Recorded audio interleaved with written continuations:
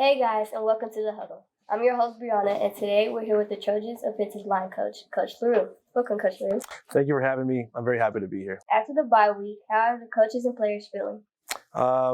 Thankfully we have a mid-season bye week, and so it gave us time to get some rest and just get prepared for the rest of district play.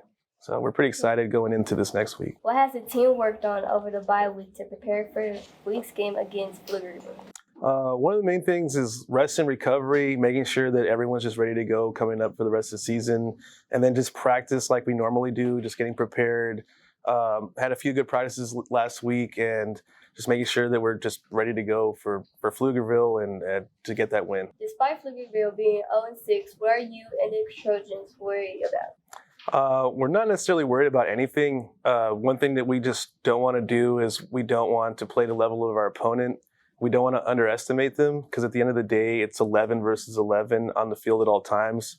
And so Pflugerville's had a few close games so far, and going into district, anything can happen. So we just don't want to underestimate them, I think is the biggest thing that we need to prepare for and that we're preparing for, just because you never know when it's in district. Yeah. From your experience, what makes a football player excellent? There's a couple of things. The number one thing I think is being coachable. Being able to listen to coaching and being able to adapt what they're doing to fit what we need them to do.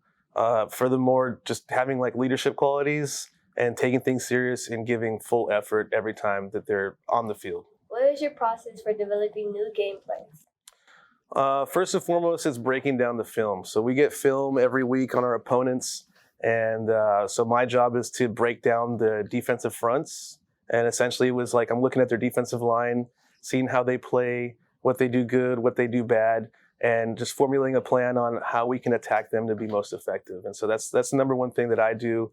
And then we get together as offensive coaches.